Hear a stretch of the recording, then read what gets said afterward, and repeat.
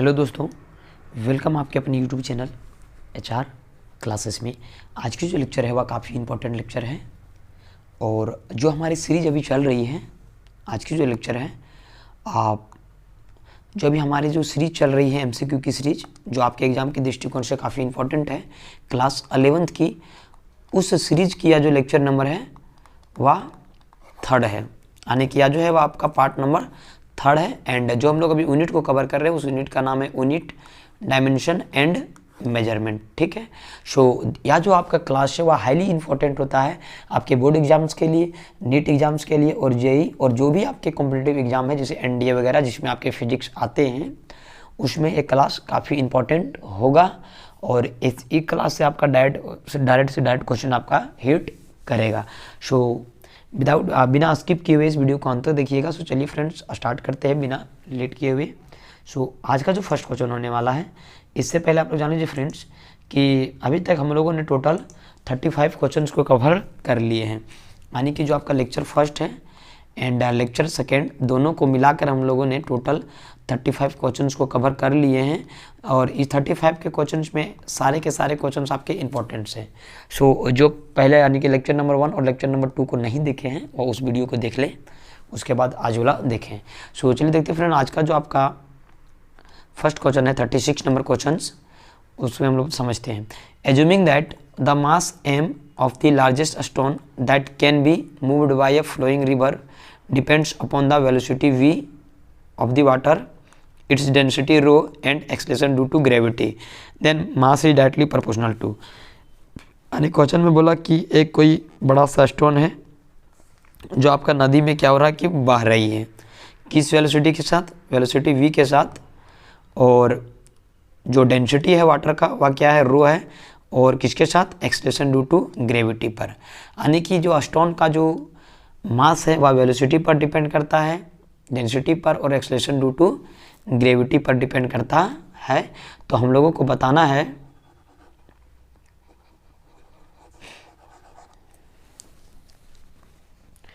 एक second friend, थोड़ा सा क्वेश्चन से आज चला गया है।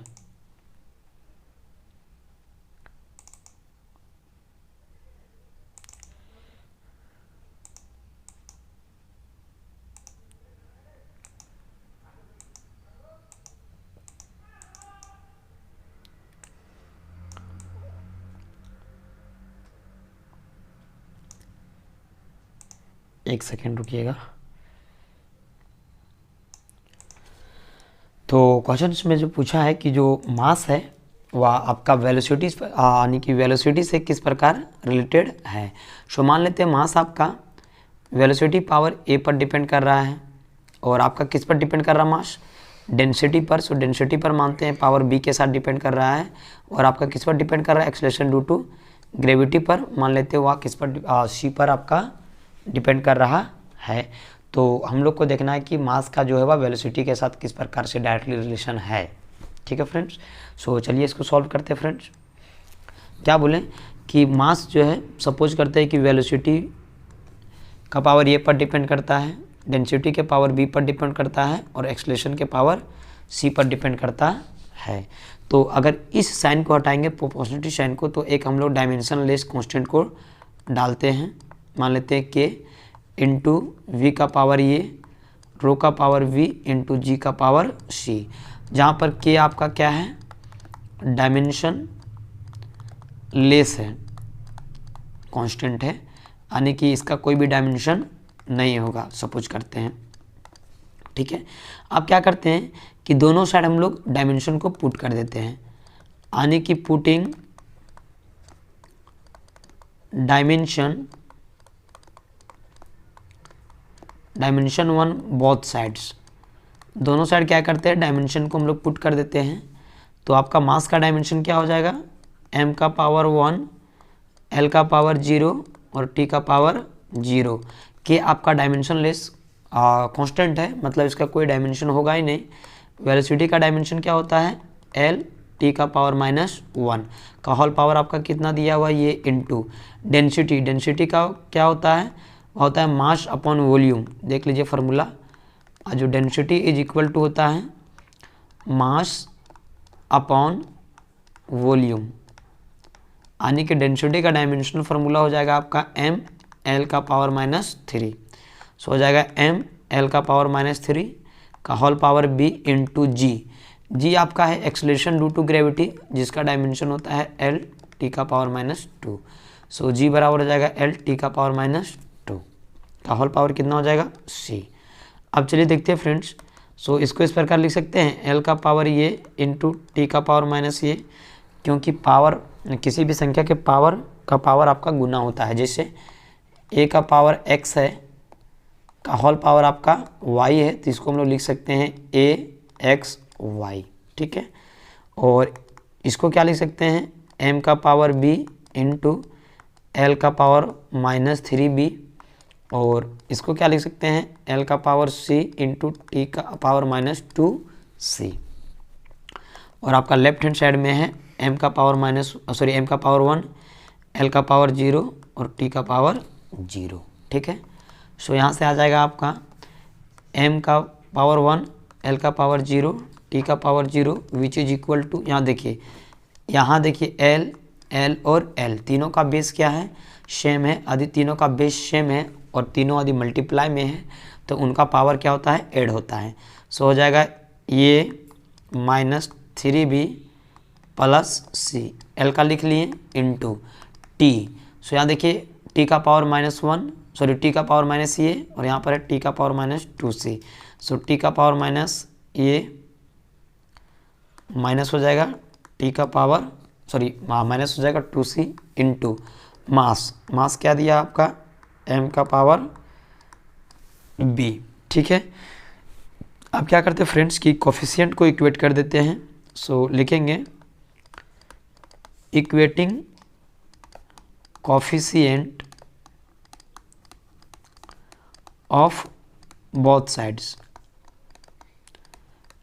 वी गेट, यानी कि दोनों साइड की जो कोफिशिएंट होती है, यानी m के साथ इक्वेट कर देते हैं, l के साथ कर देंगे और t के साथ कर देंगे, तो हम लोगों को क्या मिलेगा। सो देखिए m का पावर b है राइट हैंड साइड में which is equal to m का पावर 1। देखिए दोनों का बेस क्या है सेम है, तो पावर भी आपका क्या हो जाएगा इक्वल हो जाएगा। सो b का मान कितना निकल गया फ्रेंड्स 1 निकल गया ना। अब चलिए l का कोफिशिएंट हम लोग इक्वेट करते हैं। सो इधर देखिए l कितना है राइट हैंड साइड में, l का पावर ये -3b plus c which is equal to left hand side में आपका कितना है l का पावर 0। दोनों का बेस क्या है सेम है, तो बेस सेम है तो आपका पावर क्या हो जाएगा सेम हो जाएगा। इसको मान लेते हैं इक्वेशन ये, ठीक है। यहाँ से यदि b का मान पुट करेंगे तो आप देखेंगे कि आपका मान आएगा 3, a plus C is equal to 3, because b का मान आपका 1 है तो यहाँ पर 1 पुट करेंगे तो 3 इंटू 1 क्या आ जाएगा 3, और ये माइनस उधर चल जाएगा प्लस। चलिए इसको मान लेते हैं इक्वेशन b, और हम लोग क्या करते हैं देखिए l का इक्वेट हो गया, m का इक्वेट हो गया और t का भी इक्वेट करते हैं। सो t का पावर माइनस ये -2c which is equal to t का पावर 0। सो आपका आएगा -2c which is equal to 0। So आएगा a plus 2c which is equal to 0। अरे a का मान तो अभी निकला नहीं है, चलिए इसको मान लेते हैं इक्वेशन c। क्या मान लेते हैं इक्वेशन c, आप फिर इसको सॉल्व करेंगे तो आपका आएगा a बराबर -2c। a बराबर कितना आएगा -2c। अब क्या करते हैं इस a का मान इक्वेशन b में पुट कर देते हैं, तो आपका होगा -2c plus c which is equal to 3। So आपका आ जाएगा कितना कि -c which is equal to 3। So c is equal to -3। So देखिए b का मान निकाल लिए और c का भी मान निकाल लिए।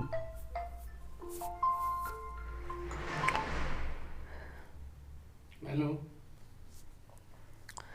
तो आपका यहाँ से चलिए a का मान निकालते हैं। मैं डुमरी में हूँ।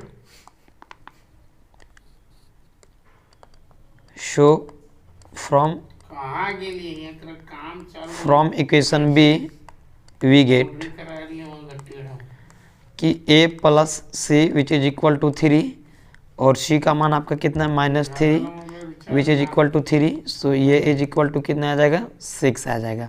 सो देखिए जो हम लोग वेरिएबल्स माने हुए थे ये फालतू घर बी ले लिया हमने। और सी, ये तीनों का मान हम लोग निकाल लिए। सो चलिए देखते हैं क्वेश्चन में। हाँ ना जाए गले तो ये लफड़ा भाई में सही है। तो मास जो है आपका वह वेलोसिटी के पावर ए पर डिपेंड कर रहा है, और ए का मान कितना है आपका 6 है ना। ए का मान देखिए, ए का मान कितना है यानी 6 है, यानी जो मास है वह डायरेक्टली प्रोपोर्शनल है वेलोसिटी का पावर 6। यही ना क्वेश्चन पूछा हुआ है। बना लेने के बाद फोन करता हूँ। सो आपका जो है मास वह डायरेक्टली प्रोपोर्शनल है वेलोसिटी के 6 का। So option D will be right answer. बात करो तो कैसे- और ये जो क्वेश्चन है वह आपके नीट में आया हुआ क्वेश्चन है फ्रेंड्स। सो काफ़ी इंपॉर्टेंट कैसे क्वेश्चन ना है। बात करें, दिन भर बात करते रहोगे तो कैसे लाभ मिले।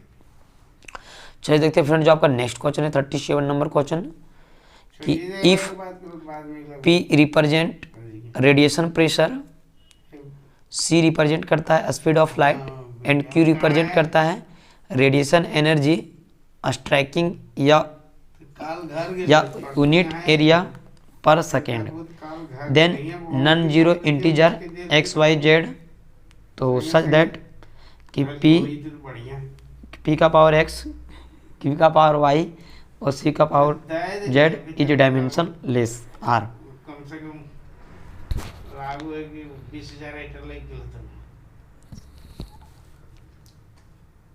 वकर में झमेला कुछ नहीं, वो हाले गोतिया गोतिया ओखनी झमेला तो बंटवारा हो गया।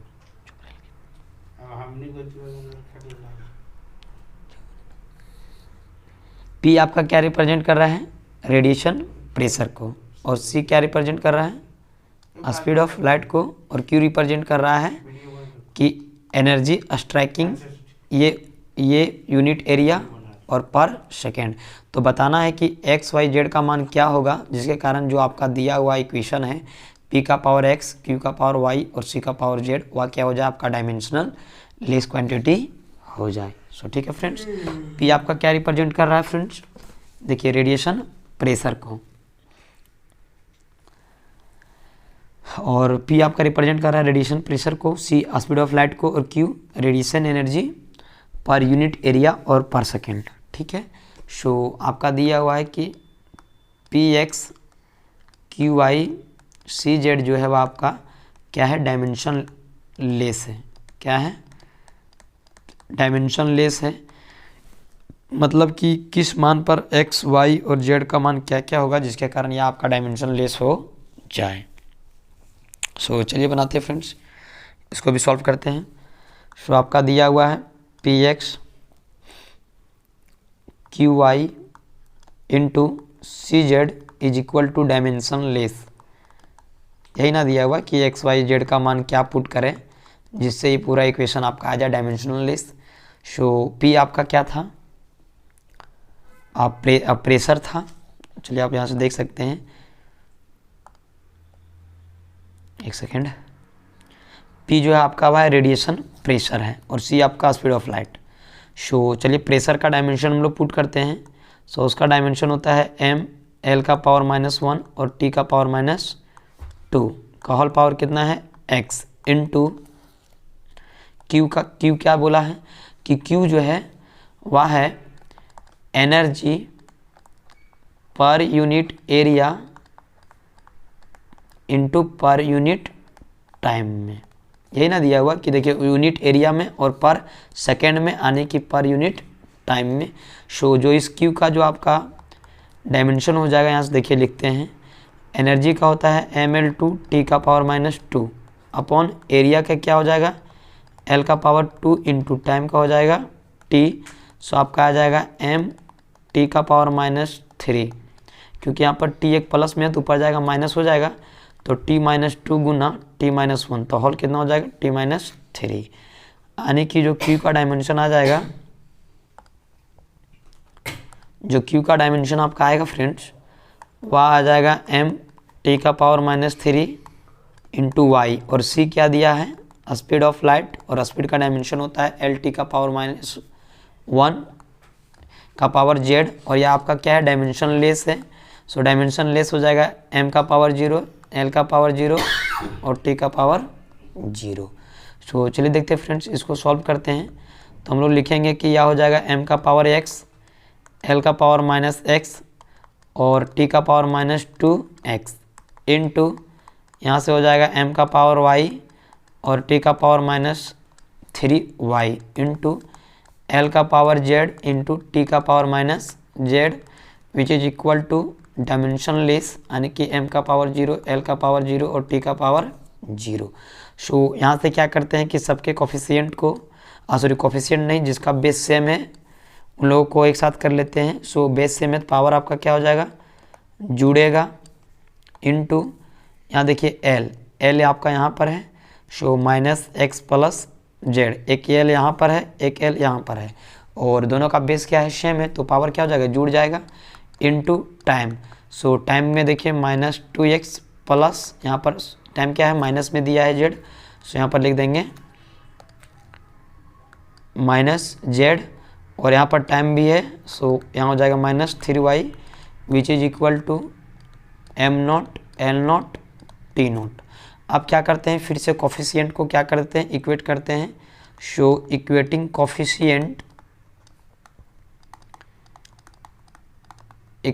कोफिशिएंट वी गेट, सो यहाँ से हो जाएगा आपका m x plus Y which is equal to m का power 0, so x plus Y is equal to आपका कितना आ गया, 0 आ गया।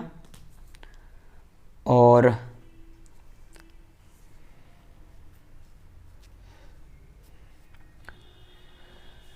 अब l वाला पुट इक्वेट करते हैं तो यहाँ पर l है और यहाँ पर l कितना है, 0 है। सो l का देखिए दोनों का बेस क्या है, सेम है, यानी पावर भी सेम हो जाएगा।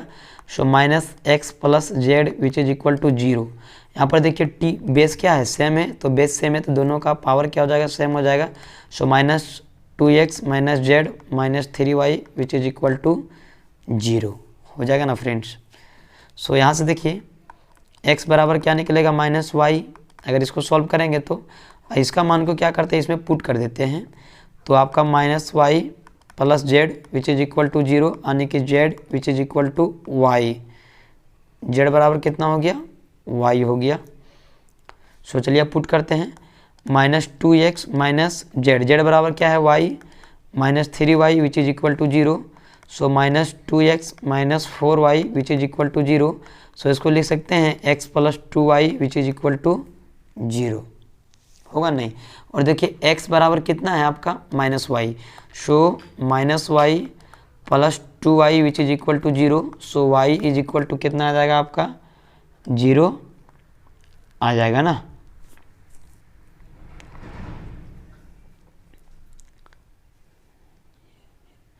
इन थोड़ा सा कहीं तो मिस्टेक हो गया,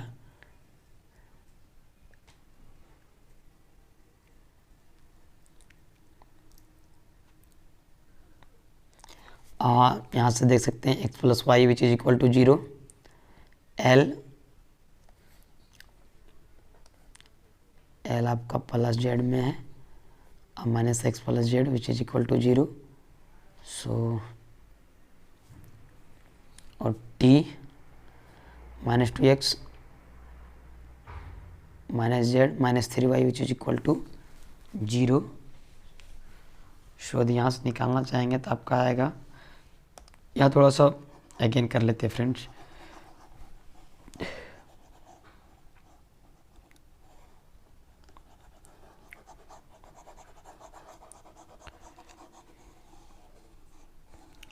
चलिए कोफिशिएंट को इक्वेट करते हैं तब देखते हैं क्या होता है। सो यहाँ पर m आपका 0 है, यानी कि x plus Y which is equal to 0। l का यदि कोफिशिएंट इक्वेट करते हैं तो minus x plus Z which is equal to 0। और यहाँ से क्या करते हैं कि t का कोफिशिएंट लेते हैं तो minus 2x minus Z minus 3y which is equal to 0। So x बराबर क्या आएगा, माइनस y और z बराबर आ जाएगा आपका x, ठीक है। तो चलिए अब पुट करते हैं और देखते हैं। सो 2 और y बराबर क्या है, सॉरी x बराबर क्या है, minus y। So minus X minus 3y which is equal to 0। So 2y minus X minus 3y which is equal to 0। So यहाँ से आ जाएगा minus X minus Y which is equal to 0। So x बराबर minus Y, X बराबर क्या हो जाएगा आपका माइनस वाई हो गया। तो अब चलिए देखते हैं फ्रेंड्स क्या क्या हम लोग ले लेते हैं जो डायमेंशन लेस आ जाएगा। इसमें हिट एंड ट्रायल मेथड लगाना पड़ेगा। यदि x बराबर 1 ले ले और y बराबर यदि माइनस 1 ले ले और z बराबर 1 ले ले, देखिए क्या होगा। यदि x का मान हम लोग 1 पुट कर दें, x का मान 1, तो यहाँ से y का मान कितना आ जाएगा, -1 आ जाएगा। और जब हम लोग x देखिए यहाँ पर x 1 माने हुए थे और x बराबर कितना आपका z है ना, तो यदि आप x को 1 लीजिएगा तो z भी कितना हो जाएगा 1 हो जाएगा। और एक यही कंडीशन है जिसमें आपका जो गिवन इक्वेशन है वह डायमेंशन लेस हो जाएगा ऑप्शन के अकॉर्डिंग। सो आप देख सकते हैं कि क्या क्या माने हुए थे x का, x बराबर 1, y बराबर -1 और z बराबर 1। So option B will be right answer.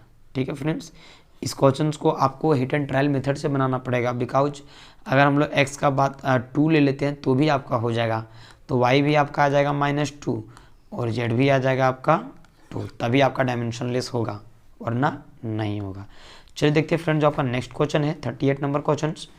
38 number question है कि the unit of length velocity and force are doubled, यानी कि जो यूनिट है लेंथ का, वेलोसिटी का और फोर्स का डबल कर देते हैं, तो बताइए कि जो आपका चेंज नीचे दिया हुआ है उनमें से कौन सा चेंज आपका सही होगा।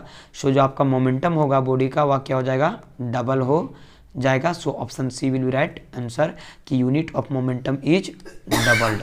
चलिए देखते हैं फ्रेंड्स, जो आपका नेक्स्ट क्वेश्चन है 39 number question. Friends 39 number question है कि which of the following pairs has the same units, कि निम्नलिखित में से किस पेयर के पास आपका सेम यूनिट होता है। सो जो आपका सेम यूनिट होता है वह होता है थर्मल कैपेसिटी का और वोल्टेजमान कांस्टेंट का। So option C will be right answer, thermal capacity and Boltzmann constant है। चलिए देखते हैं फ्रेंड, जो आपका नेक्स्ट क्वेश्चन है 40 नंबर क्वेश्चन, वह है आपका कि the dimensional representation of specific resistance. देखिए स्पेसिफिक रेजिस्टेंस का एक और नाम है जिसे आप लोग जानते होंगे, रेजिस्टिविटी। क्या होता है, रेजिस्टिविटी इसका एक और नाम है। In the term of charge Q, यानी कि चार्ज के टर्म में आपका स्पेसिफिक रेजिस्टेंस का डायमेंशन फार्मूला क्या होगा। सो देखिए resistance is equal to resistivity into length upon area, length upon area. So resistivity is equal to resistance into area upon length, और ओम्स लॉ के according V बराबर I यार। सो यहाँ से R का मान यदि निकालना चाहेंगे तो आ जाएगा आपका V upon I। So R की जगह पर क्या लिखेंगे, V upon I into A upon L, और चार्ज बराबर होता है करंट इंटू टाइम। क्या होता है, करंट इंटू टाइम। सो यहाँ से यदि हम लोग करंट का मान निकालना चाहेंगे तो आएगा आपका चार्ज अपॉन टाइम। क्या आएगा, चार्ज अपॉन टाइम। सो V और करंट का मान हो गया charge upon time into A upon L। सो आपका आ जाएगा V into T upon Q into A upon L। सो चलिए V फॉर पोटेंशियल होता है, और जो पोटेंशियल का डायमेंशन होता है वह होता है mL2 टी का पावर -2 इंटू चार्ज, चार्ज का यहाँ पर दिया हुआ है Q।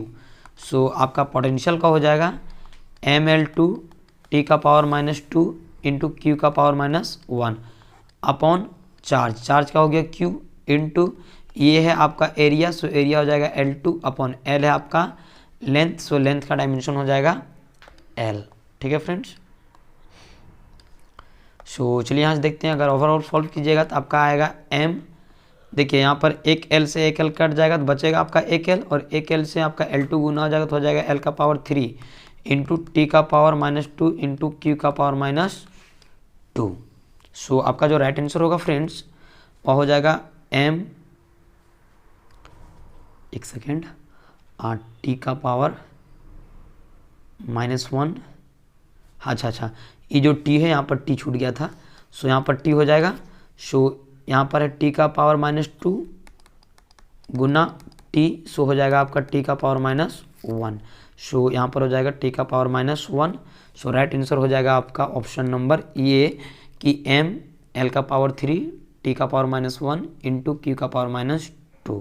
ठीक है फ्रेंड्स, चलिए देखते हैं फ्रेंड जो आपका नेक्स्ट क्वेश्चन है 41 नंबर क्वेश्चन कि निम्नलिखित में से किसका डायमेंशन आपका टाइम के बराबर होगा। सो देखिए resonance frequency is equal to 1/2 pi into 1/√LC। सो यहाँ से हम लोग √LC which is equal to हो जाएगा 1/f इंटू 1/2 पाई। देखिए 1/2 पाई एक नंबर है, मतलब इसका कोई डायमेंशन या फिर कोई भी यूनिट नहीं होगा। सो यहाँ से लिखेंगे √LC which is equal to 1/f।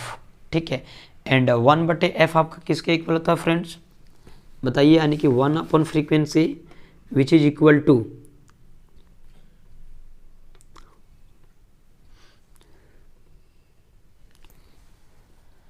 तो 1 फ्रीक्वेंसी होता है टाइम पीरियड, तो हो जाएगा टी, यानी कि √LC बराबर टी। अगर LC का मान निकालेंगे तो आपका आ जाएगा टी का पावर 2, जो आपका सही नहीं है, क्योंकि हम लोग को पूछा कि किसका डायमेंशन है टाइम का।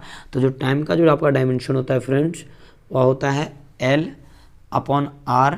सो this is the dimension of और फिर unit of time. So option C will be right answer. इसको आप लोग याद रखिएगा फ्रेंड डायरेक्ट कि I is equal to I0 into 1 - exponential का पावर T अपॉन L/R।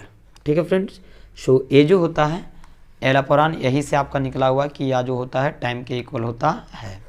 ठीक है फ्रेंड, चलिए देखते हैं फ्रेंड जो आपका नेक्स्ट क्वेश्चन है 42 नंबर कि C and R denote capacity and resistance the dimensional formula of CR। यानी कि C जो है वह आपका कैपेसिटी को रिप्रेजेंट कर रहा है और R आपका रेजिस्टेंस को। तो बताना है कि CR का डायमेंशन क्या होगा।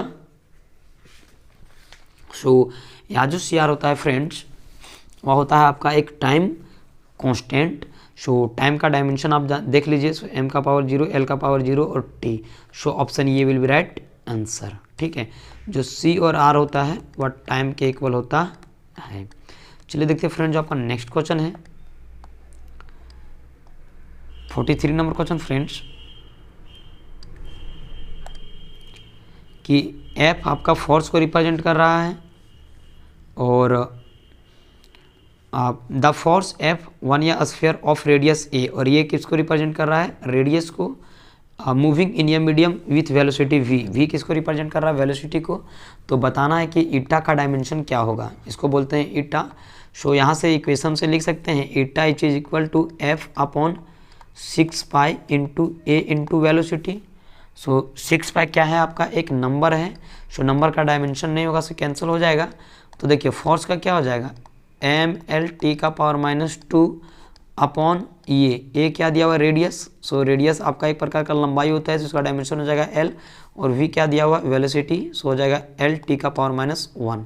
सो L से L क्या हो जाएगा कैंसल, यानी आएगा आपका m L का पावर -1 और T का पावर -1, बिकॉज यहाँ पर है T का पावर -2 और ये वाला ऊपर जाएगा तो आपका हो जाएगा T का power 1 which is equal to T का power -1।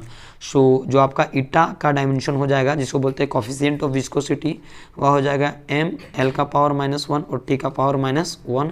So option D will be right answer. ठीक है फ्रेंड्स, चलिए देखते हैं फ्रेंड जो आपका नेक्स्ट क्वेश्चन है कि the equation of a wave is given by y बराबर a sin omega into XV - k, where omega आपका क्या है एंगुलर वेलोसिटी एंड v आपका क्या है लीनियर वेलोसिटी। तो बताना है कि k का डायमेंशन आपका क्या होगा। सो जो k का डायमेंशन होगा फ्रेंड्स वह आपका होगा टाइम का डायमेंशन, यानी कि टाइम के इक्वल होगा। So option C will be right answer. चलिए देखते हैं फ्रेंड जो आपका नेक्स्ट क्वेश्चन है 45 नंबर क्वेश्चन फ्रेंड्स, जो आपका प्रीवियस ईयर का क्वेश्चन है 45 नंबर क्वेश्चन। देखिए फ्रेंड्स कि ये force is given by F बराबर 80 + BT x वायर। वेयर टी इज टाइम, तो the dimension of A and B are, यानी कि एफ बराबर आपका दिया हुआ है A T plus B T का एक्स स्क्वायर, जहाँ पर टी आपका क्या है, टाइम को रिप्रेजेंट कर रहा है। तो बताइए ए का डायमेंशन क्या होगा और बी का डायमेंशन क्या होगा। तो ये जो क्वेश्चन है वो आपका एडिशन से बनेगा कि सेम डायमेंशन वाले क्वांटिटी को ही हम लोग ऐड कर सकते हैं, मतलब कि ए टी का डायमेंशन और जो आपका बी टी एक्स वायर का डायमेंशन, दोनों का डायमेंशन क्या होगा, सेम होगा।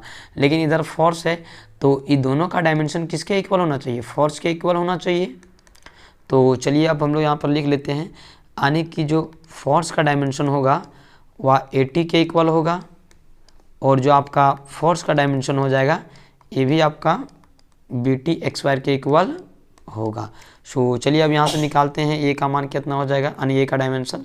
सो फोर्स का होता है एम एल टी का पावर -2 इंटू ए का डायमेंशन हम लोग को निकालना है, इंटू टाइम है आपका टी। सो यहाँ से आपका आ जाएगा A is equal to M L T का पावर -3। सो ए का डायमेंशन हो जाएगा एम एल टी का पावर -3। आपके ऑप्शन बी कैंसिल हो गया, बिकॉज ऑप्शन बी में एम एल टी का पावर -1 दिया हुआ है और इसमें टी का पावर -4, यानी कि ऑप्शन ए और ऑप्शन बी कैंसिल हो गया। देखिए ऑप्शन सी में और ऑप्शन डी में दोनों का जो डायमेंशन सेम है। चलिए अब बी का निकालते हैं। सो बी का निकलेगा आपका एम एल टी का power -2 which is equal to B constant है, यानी बाहर, इंटू टाइम का हो जाएगा टी का पावर 2। सो यहाँ से बी आ जाएगा आपका एम एल टी का पावर -4। सो यहाँ पर टी का पावर 0 दे दिया, सी नहीं होगा। सो आपका option C will be right answer, यानी ये का डायमेंशन हो जाएगा आपका एम एल टी का पावर -3 और बी का डायमेंशन हो जाएगा एम एल टी का पावर -4। देखिए यहाँ पर टी का पावर -4 कैसे आया, एम एल टी का पावर -2 है अपॉन ये जो T2 है वह नीचे ना रहेगा। सो T2 आपका नीचे हो गया, ये ऊपर जाएगा तो टी का पावर -2 गुना टी का पावर -2 हो जाएगा। चलिए फ्रेंड देखते हैं आपका नेक्स्ट क्वेश्चन है 46 नंबर क्वेश्चन कि Planck constant and angular momentum का डायमेंशन आपका क्या होता है, फ्लांक कांस्टेंट और एंगुलर मोमेंटम का। तो एंगुलर मोमेंटम का कल भी बताएं, तो energy is equal to Planck constant into frequency so यहाँ से Planck constant which is equal to energy upon frequency and frequency which is equal to 1 upon time period. So यहाँ से हो जाएगा ई इंटू टी।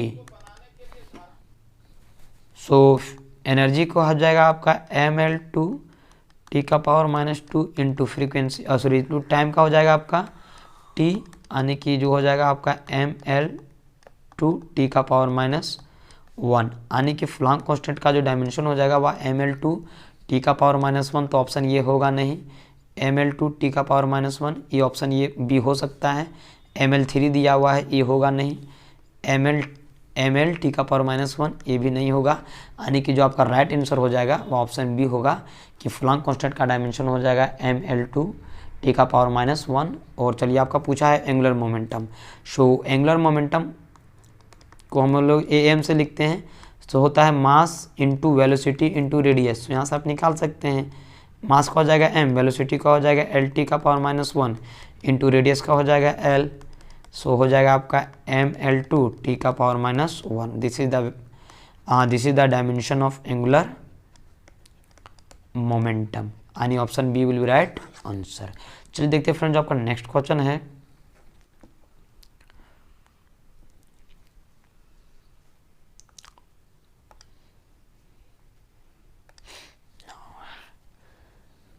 चलिए देखते हैं friend जो आपका नेक्स्ट क्वेश्चन है 47 नंबर क्वेश्चन फ्रेंड्स कि the dimension of 1/2 into epsilon naught into E x wire, this is epsilon not and epsilon not बराबर होता है परमिटिविटी ऑफ द स्पेस, और ये आपका क्या रिप्रेजेंट कर रहा है, इलेक्ट्रिक फील्ड को। तो बताना है कि इसका डायमेंशन क्या हो जाएगा। सो आप यहाँ से देखिए कि 1/2 आपका एक नंबर है, इसमें कैंसिल हो जाएगा, यानी आपका बचेगा केवल एप्सिलॉन नॉट इंटू ई एक्स वायर का डायमेंशन क्या होगा। सो इसका जो डायमेंशन होगा फ्रेंड्स वह होगा आपका एम एल का पावर -1 टी का पावर -2। यदि आप इसे निकालना चाहते हैं, पूरे एक्सप्लेनेशन के साथ देखना चाहते हैं, तो चलिए बता देते हैं कैसे होगा। सो एप्सिलॉन नॉट का डायमेंशन आपको यहाँ से निकालना पड़ेगा। F is equal to 1/4 pi epsilon naught into Q1 Q2 upon R(x²), जहाँ पर R आपका डिस्टेंस है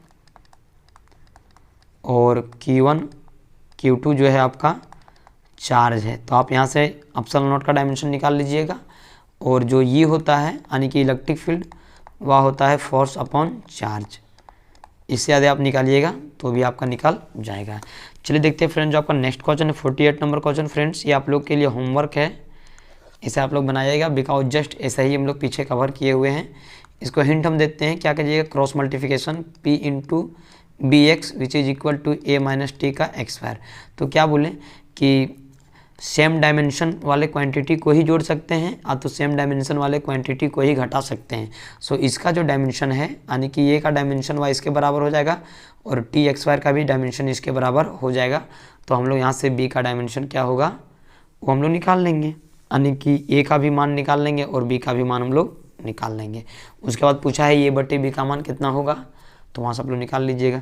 चलिए देखते हैं फ्रेंड्स, आपका नेक्स्ट क्वेश्चन है 49 नंबर कि dimension of velocity gradient is, यानी कि वेलोसिटी ग्रेडियंट का डायमेंशन आपका क्या होता है सो हम लोगों को बताना है। उसे इसका हम आंसर बताते हैं, ऑप्शन बी हो जाएगा। तो वेलोसिटी ग्रेडियंट जो होता है फ्रेंड्स वह होता है वेलोसिटी अपॉन डिस्टेंस। सो यहाँ से लिख सकते हैं वेलोसिटी हो जाएगा L t का पावर -1 और डिस्टेंस हो जाएगा आपका L। सो L से L कट जाएगा, मतलब t का पावर -1 हो गया। सो वेलोसिटी ग्रेडियंट का आपका हो जाएगा t का पावर -1, सो e नहीं होगा। सो आपका देखिए m का पावर 1 दिया है तो m का पावर 1 तो होगा नहीं, केवल t का पावर -1। सो ऑप्शन ये विल बी राइट आंसर। चलिए देखते हैं फ्रेंड, जो आपका नेक्स्ट क्वेश्चन है 50 नंबर क्वेश्चन और आज हम लोग का जो लास्ट क्वेश्चन होने वाला है कि dimensional formula for EMF is MKS system will be, यानी कि EMF का डायमेंशन फार्मूला आपका क्या होगा। सो EMF इज इक्वल टू होता है वर्क अपॉन चार्ज। क्या होता है work upon charge, so work का होता है ml2 t का पावर -2 और चार्ज का यहाँ पर मान लेते हैं q हो गया। सो आपका हो जाएगा ml2 t का पावर -2 q का पावर -1। सो EMF का जो डायमेंशन हो जाएगा वह हो जाएगा ml2 t का पावर -2 q का पावर -1। सो ऑप्शन ये विल बी राइट आंसर। ठीक है फ्रेंड्स, सो आज के लिए इतना ही रखते हैं फ्रेंड्स। कल जो हम आप लोग को करवाएंगे वह काफ़ी इंपॉर्टेंट रहेगा कि कौन कौन से क्वांटिटी आपका डायमेंशन लेस हैं, कौन कौन से क्वांटिटी जो हैं बहुत कोई का डायमेंशन सेम होता है तो कौन कौन से क्वांटिटी का डायमेंशन सेम है, वो सब हम कल पढ़ाएंगे फ्रेंड्स। वो कल का क्लास आप लोग अटेंड करना नहीं भूलिएगा। So thank you for watching, मिलते हैं नेक्स्ट वीडियो में। यदि वीडियो पसंद आई तो वीडियो को लाइक करें, चैनल को सब्सक्राइब करें और बेल आइकन को भी प्रेस कर लें, जिससे क्या होगी कि सारी वीडियो की नोटिफिकेशन आपके पास बहुत ही जल्द पहुंच जाएगी। So thank you for watching, मिलते हैं नेक्स्ट वीडियो में। जय हिंद, जय भारत।